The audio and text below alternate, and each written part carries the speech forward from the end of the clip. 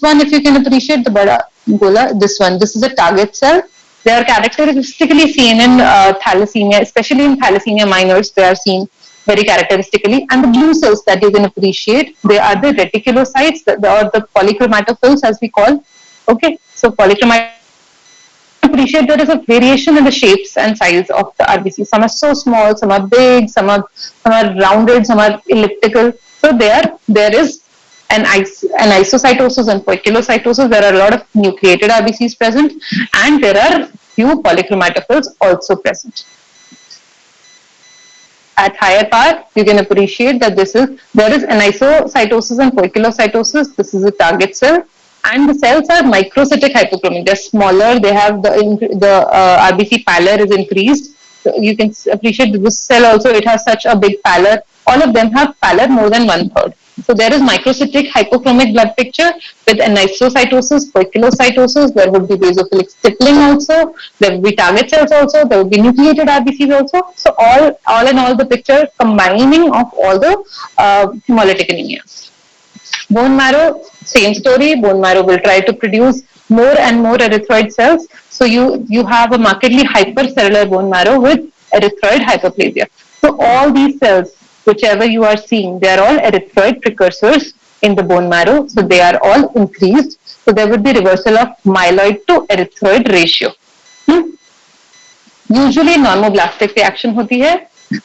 Okay, and bone marrow iron is increased. So iron body ka bhi increased jata hai. Bone marrow mein jo iron stores and they are also increased. So the stain that we have used here is Pearl's stain. Pearl's Prussian blue reaction is called.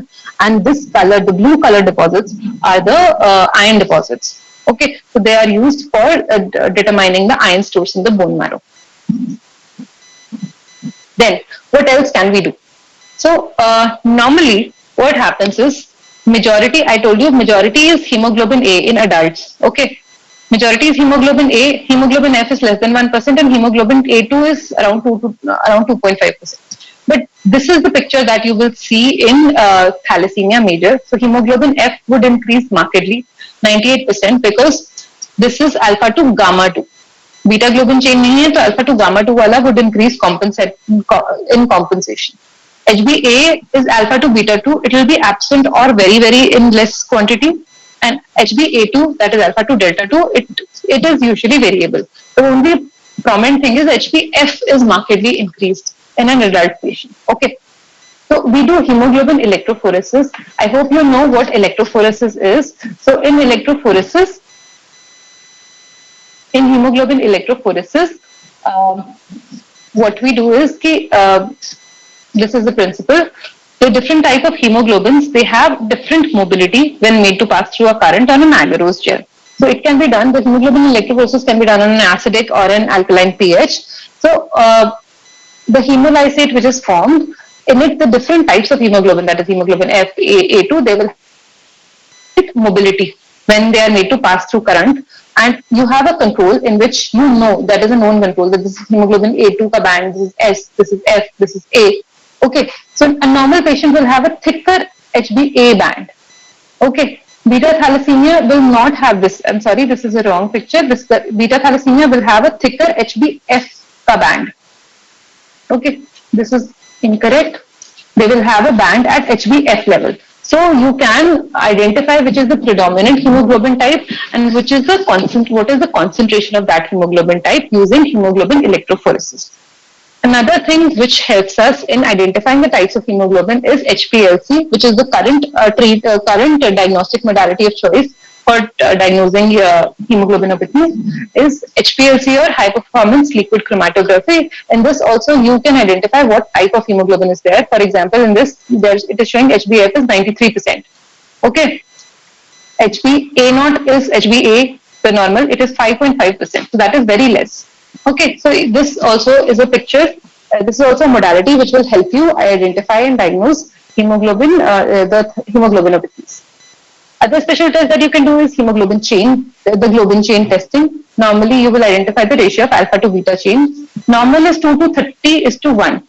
I'm sorry, normal is 1 is to 1, sorry. And here, because alpha chain increases in number in comparison to beta, so it is 2 to 30 is to 1. Also, you can do a DNA analysis to determine the specific defect at the DNA level in chromosome 11 where the defect is. So that can be done. Next, come on to thalassemia minor or beta thalassemia trait.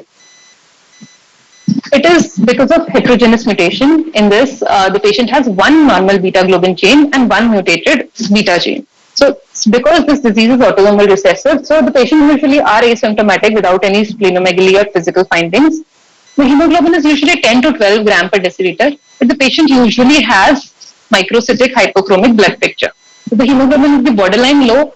As you can appreciate, there will be microcytic hypochromic blood picture with presence of target cells. Okay.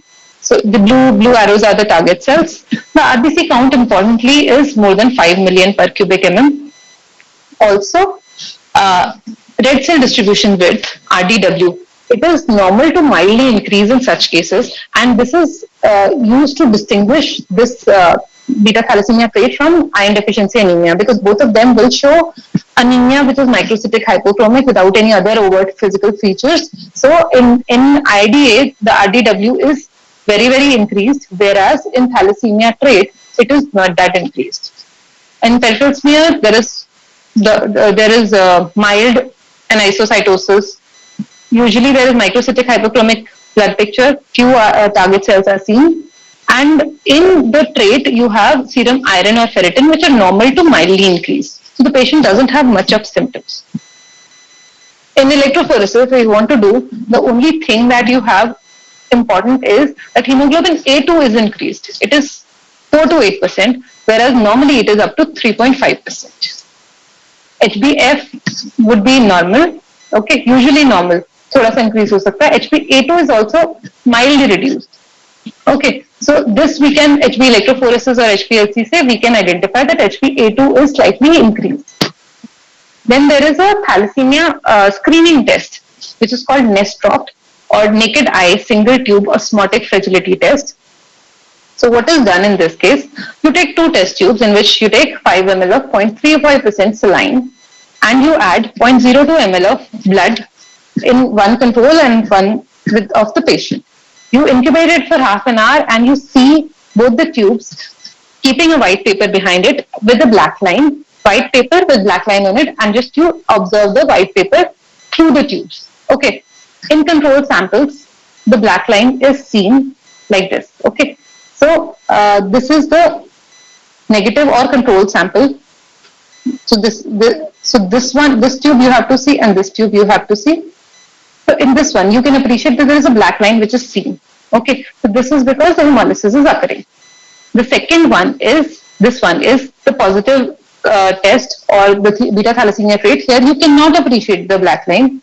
Why? Because the patient has microcytic hypochromic RBCs, they are resistant to lysis. So last lecture I told you that osmotic fragility, it is reduced. That is, these RBCs are these are resistant to lysis by low doses of saline. So microcytic hypochromic RBCs, especially of beta thalassemia trait, they are resistant. Okay, so NESTROPT test will come positive in such cases, and so this is a screening test. So if you get a screening test positive, so it can be because of microcytic hypochromic anemia of iron deficiency, or it can be because of thalassemia trait also. So in such cases, you get a hemoglobin A2 estimation done. If it is coming raised, that means it is a beta thalassemia trait. Now, why are we more concerned that if it is a beta thalassemia trait or not? Because the patient doesn't have much of an issue. It is important because if two people having beta thalassemia trait get married, produce a baby, so there are more chances. There are chances of them producing a beta thalassemia major baby, and the beta thalassemia major is a transfusion dependent disease. Okay, so that is a severe disease. We don't want that. That is why screening is done before. Now we come on to thalassemia intermedia, which is between the major and the minor.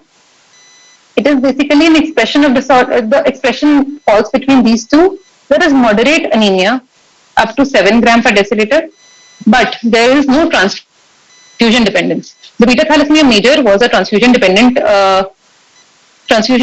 anemia, whereas this one is not a transfusion dependent one. Okay, the patient will have mild pallor, mild splenomegaly, but the growth and development are normal. Iron overload is there in such cases also. because of increased GI absorption. But usually these patients are mild and they can survive into adulthood. Now, which all cases have this kind of expression. So either you have a double heterozygous for mild beta positive THAL gene. So this beta positive THAL gene, either this is both the genes are beta positive, but they are mild beta positive. Okay, that is there is mild reduction in the beta globin gene production. Then second is beta plus gene with alpha plus, alpha thalassemia ho gaya saath mein. Beta thalassemia with other hemoglobinopathies. So there is one gene which has thalassemia, one beta gene which has thalassemia, and the other beta gene has other abnormalities like hemoglobin E, hemoglobin D, or hemoglobin S. So that they are called compound heterozygotes, and they will be presenting as thalassemia intermedia. So in hematological findings, the peripheral smear, it will be almost the same. There will be microcytic hyperchromic RBCs, target cells, basophilic stippling. In HB electrophoresis, it will be somewhere in between the beta thalassemia major or minor. HbF would be increased 10 to 30%. Okay, so it is increased 10 to 30%. HbA2 is less than 3.5%. Bone marrow iron is increased. Okay, HbA, the normal hemoglobin, that will be slightly reduced. Now, treatment of thalassemias, treatment of beta thalassemias in general, I'm talking about. Now, it will depend on the type and the severity of disorder. There could be regular blood transfusions which are required, for example, in Cooley's anemia or the Thal major. Then there could be iron chelation therapy which is required, folic acid, and bone marrow transplant. So, bone marrow transplant is usually the last resort for beta thalassemia major. Regular blood transfusion is required in Cooley's anemia, often every 3 to 4 weeks, because their body cannot produce enough blood to survive them. And such patients have to screen for transfusion-associated infections. Iron chelation therapy is given because such patients having regular blood transfusion and ineffective erythropoiesis, they can lead to iron overloads and which can damage other organs. So, desferoxamine, deferoxizox, and deferiprone, they are the chelation agents which are used, and I hope that you have read about chelation therapy in your previous year. Okay, also I'm not going in detail of that. Okay, so the final diagnosis of thalassemia will depend on the family genetic study. Okay, so once if the patient is diagnosed with thalassemia, then the family study has to be undertaken. Okay, so that you know, because it is a familial disorder, so that you know other members who are either trait or they are minor. Okay, and also prenatal testing by HPLC of an unborn baby. Okay, that can also be done by doing antenatal chorionic villus sampling. So antenatally also, we take some cells from the fetus and then we do a HPLC on that, so that we can analyze if such patient has, if the child which is unborn, that child has thalassemia major or not. Because if the child has thalassemia major, or if the child has this kind of abnormality, in utero transfusion can be given and the child can be saved. Okay. Before we proceed further, look at the beautiful picture of the blue and gold macaw. Beautiful bird.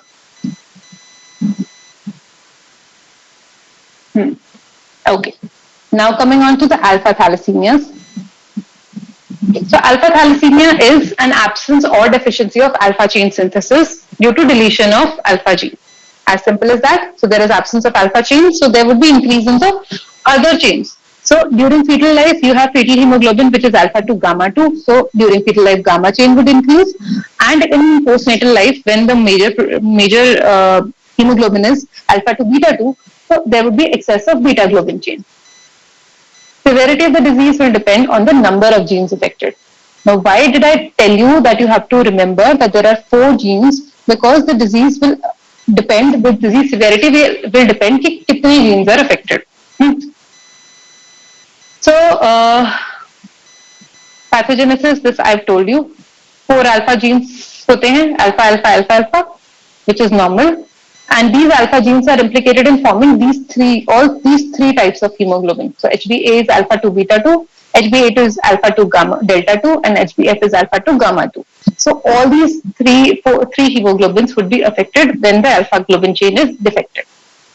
So there is decreased alpha chain synthesis, free gamma chain in the fetus, and beta chain later on. So complementary, what happens when there is free gamma chain? So tetramer of gamma, 4 gamma, yeah, 4 beta, they are formed and they form aggregates. So you have a tetramer of gamma, which is called HB BART.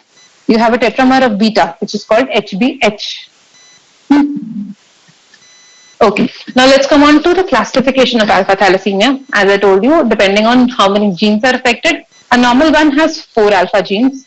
A silent carrier is asymptomatic and has defect of only one, as in loss of only one alpha gene. An alpha thalassemia trait is one when it has loss of 2 alpha genes. So either it can be one on each chromosome or one full chromosome doesn't have alpha gene. So you have minus alpha or minus alpha, both the things.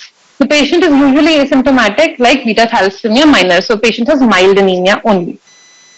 Third or the more severe type is the HBH disease, where you have 3 alpha globin genes which are defective. It is a severe disease and it resembles beta thalassemia intermedia. So it has a severe disease. The patient will have splenomegaly. The patient might require transfusion once in a while.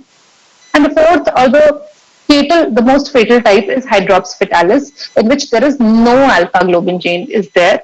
So if there is no alpha globin chain, कोई और तरीके का hemoglobin तो बन ही नहीं सकता. So is this lethal in utero?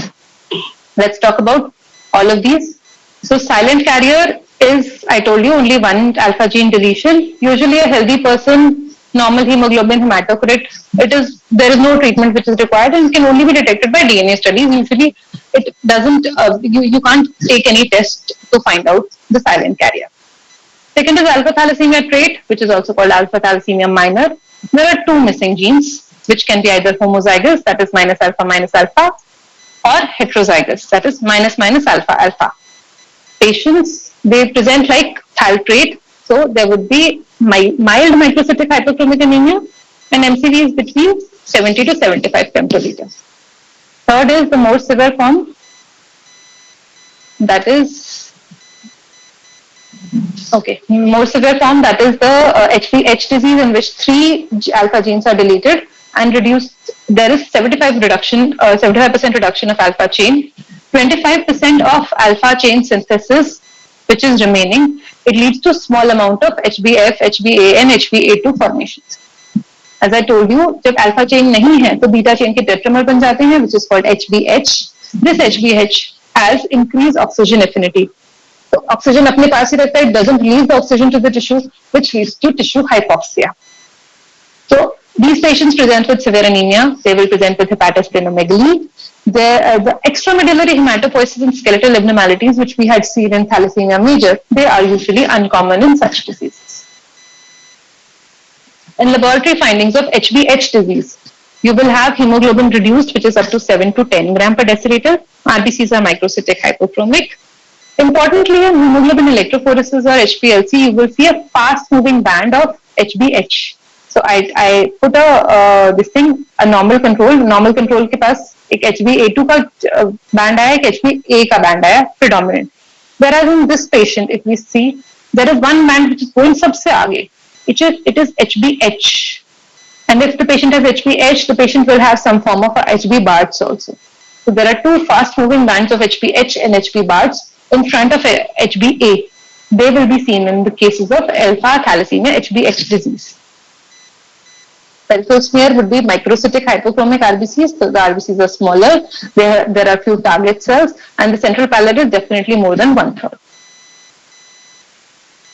No, the important thing is that hemoglobin H, जो बना है HbH, it is vulnerable to oxidation and it precipitates in vivo.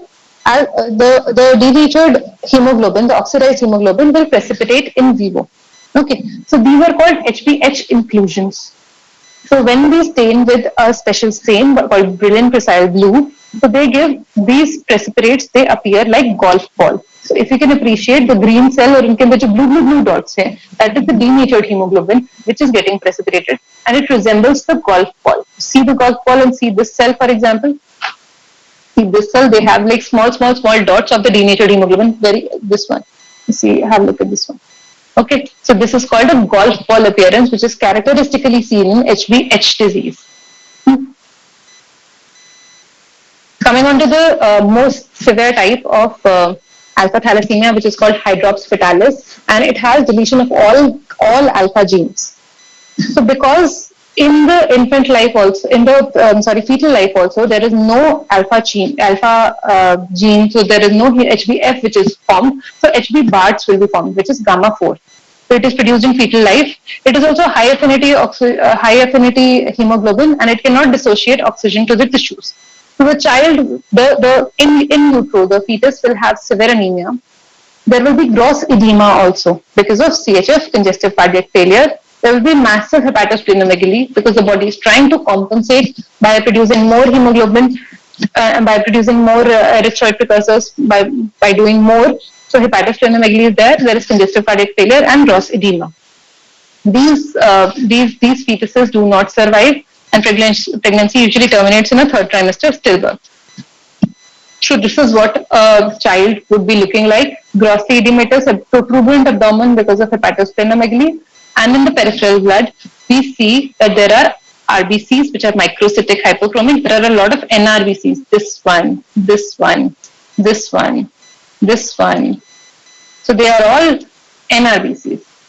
So this is how an alpha thalassemia blood picture will look like. Now, important thing is the alpha chain accumulation. Alpha chain accumulation was seen in beta thalassemia. Okay? It is more toxic than the beta chain accumulation, which is seen in alpha thalassemia. That is why beta thalassemia is more severe than alpha thalassemia. Except for the beta thalassemia, except for the hydrops fetalis, all the other types of alpha thalassemias are compatible with life. Okay, so we are done with thalassemias for now. Beautiful, isn't it? Victoria crowned pigeon. Almost an endangered species now.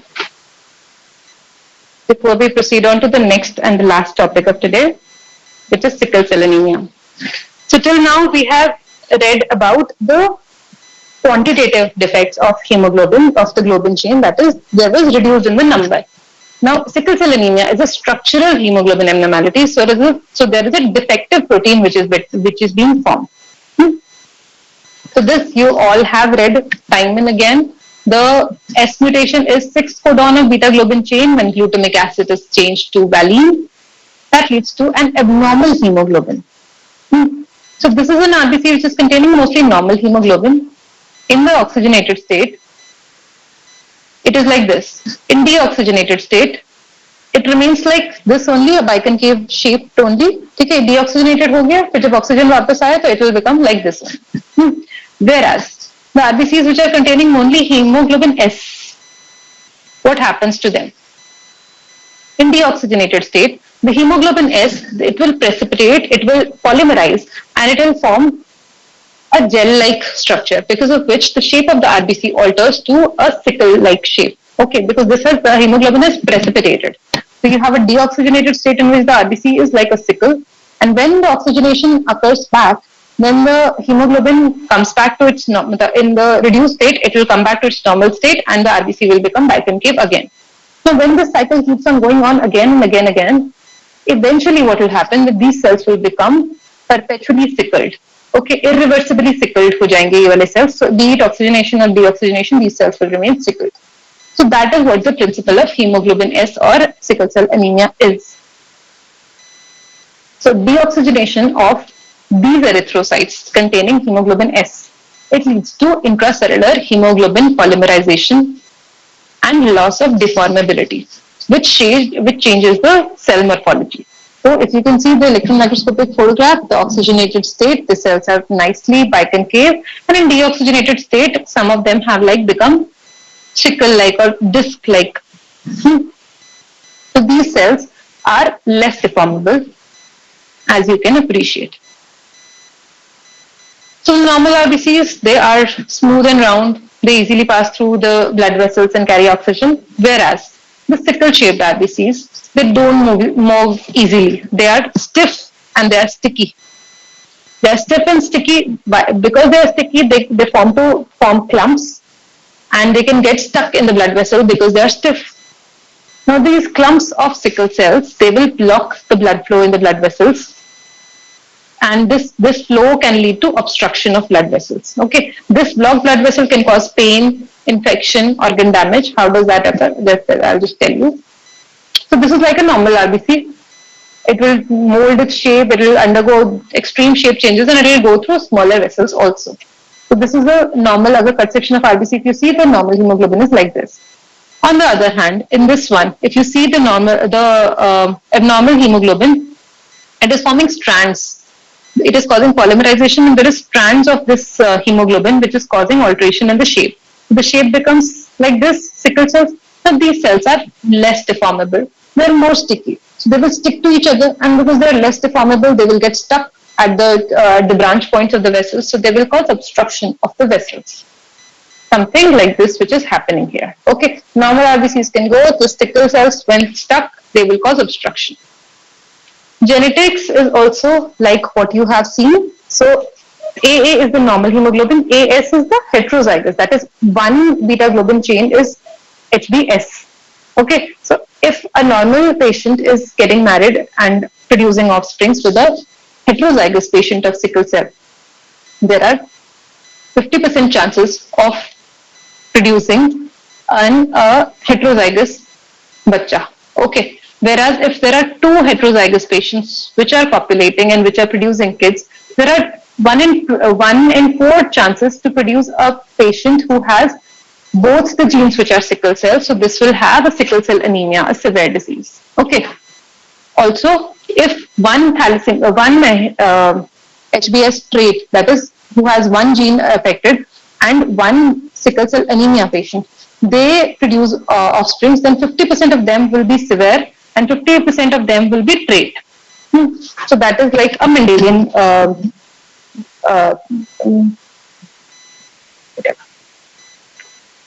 Next is, now let's talk about what are the sickle cell disorders.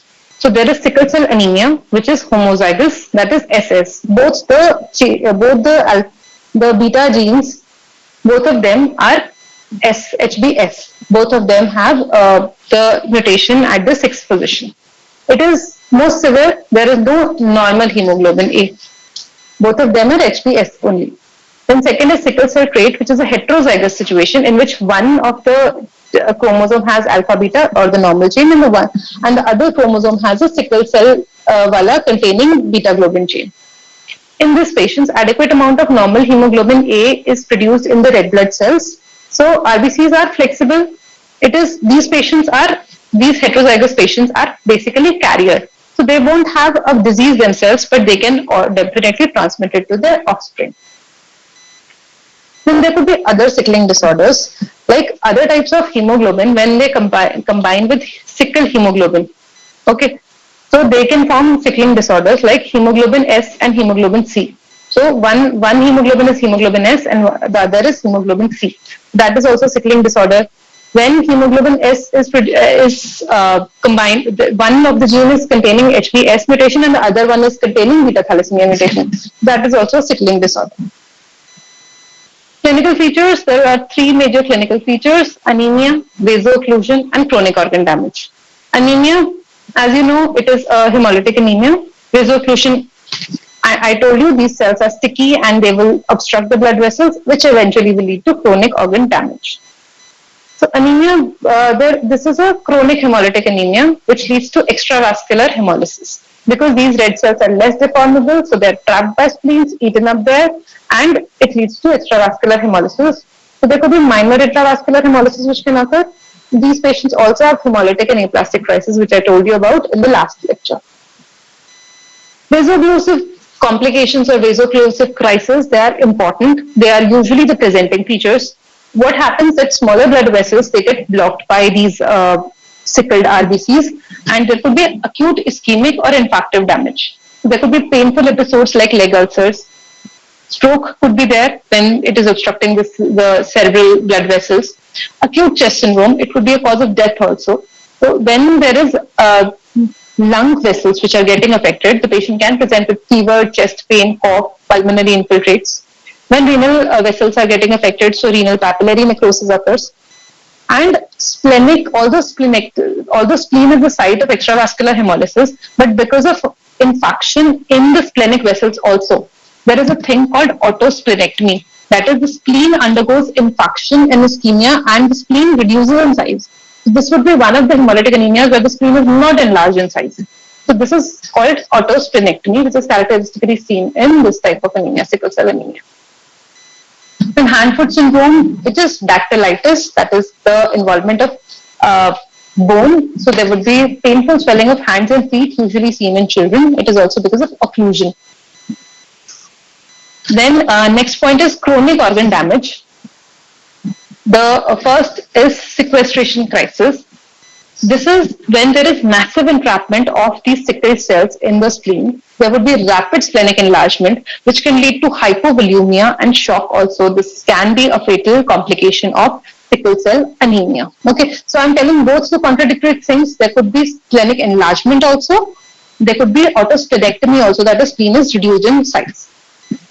Then there could be progressive dysfunction of lungs, kidney, gallbladder. Gallbladder में gallstones, will happen. Then joints may osteonecrosis can occur because of obstruction. So whenever you read about bone, then you will come to know. In heart, there could be CHF also. Now, what are the hematological findings in sickle cell anemia? The hemoglobin is reduced. The RBCs are normocytic, normochromic. They could be hypochromic also. Importantly, you will see the irreversibly sickled cells in the peripheral blood. Polychromatophils, nucleated RBCs, Howell-Jolly bodies, these are all part of all the hemolytic anemias. The only important thing that you will see are the sickled cells. Reticulocyte count would be increased, bone marrow erythroid hyperplasia and bone marrow iron increased. They are all common to all hemolytic anemias. So this is what you will see. So these are the cells which are sickle in shape, pointed edges. So this is the kind of cells that you will see in the peripheral blood apart from these normal, normocytic, normochromic or microcytic hypochromic cells. So how can we detect if we are not seeing the sickle cells? How can we induce sickling? So there is a special test called sickling test in which we put 1 drop of blood with 1 drop of 2% sodium metabisulfite, which is a reducing agent, and then we seal the edges of the cover slip. We put the blood with the reducing agent so that, and in deoxygenated environment, so that the cells undergo the reducing stress, and if they have HBS, they will all undergo sickling. So that is a type of confirmatory test that you can use to detect if there are any sickle cell disease or sickle cell trait present in such patients. Hemoglobin electrophoresis, it will give a separate band of hemoglobin S, which will be there. So if you have only one single band of hemoglobin S, so it is like sickle cell anemia. If you have bands of both HbS and HbA, that means it is sickle cell trait. So you have a normal hemoglobin also, you have hemoglobin S also. So in a sickle cell anemia, you will have predominant hemoglobin as HbS. Hemoglobin F would also be increased. HbA would not be there because no normal beta globin chain is present. Sickle cell trait. As I told you, it is a heterozygous state in which one globin chain is HbS, the other one is HbA. There are no clinical developments. Patient is normal. Hemoglobin electrophoresis, if you see, that will show you one band of hemoglobin S, but adequate amount of hemoglobin A would be present. And such patients can be detected only with the help of sickling test, because that will come positive after prolonged incubation of 4 hours. These cells will show sickling because they have less amount of hemoglobin S present in their RBCs. So this was all for today. Any questions? I'm happy to answer.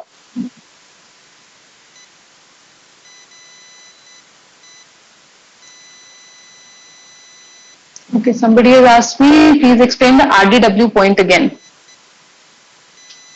Okay, let me go back there.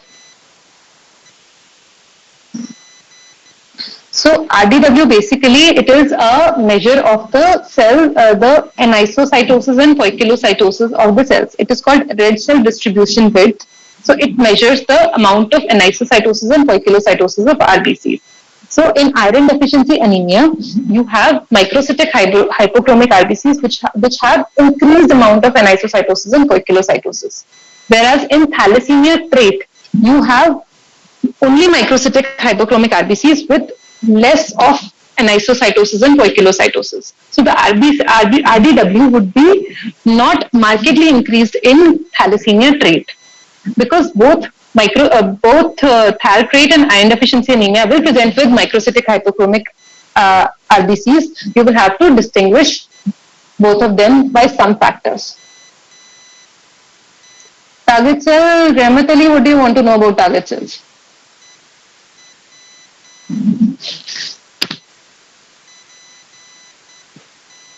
Please stop writing your roll numbers here. Your attendance is not getting marked from here. Karthik is asking, why does hair on end appearance occur? Hair on end appearance occurs because the bone marrow is expanding. I hope you understand what is diplo. That is the marrow area. The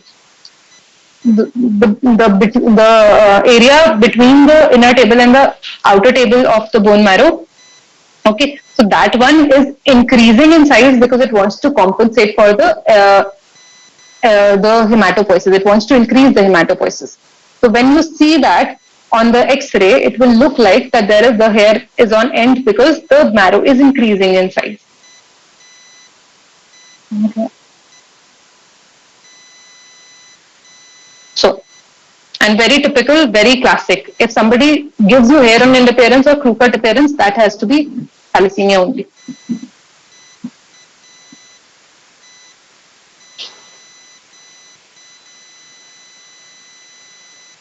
Target cell meant the normal RBC or typical abnormal one. No, target cell, it is actually, why does target cell occur? So target cell is a cell with normal size, but its hemoglobin concentration is reduced. So it will have the hemoglobin in the center of the RBC. So it will look like a targetoid appearance. So this is usually seen in association with the beta thalassemia disorders. So in thalassemia, there is no atypical normal cell. So there is no atypical cell. No? In thalassemia, it is the reduction in the hemoglobin. So you don't have any atypical cell. It is just the hemoglobin नहीं है. तो उसके लिए body tries to compensate and does whatever it wants. Anything else?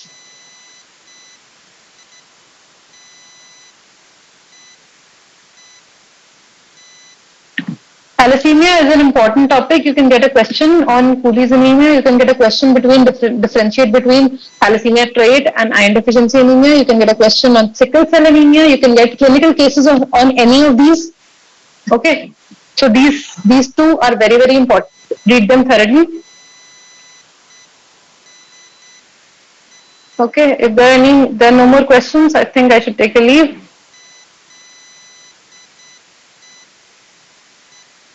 Okay. Thank you.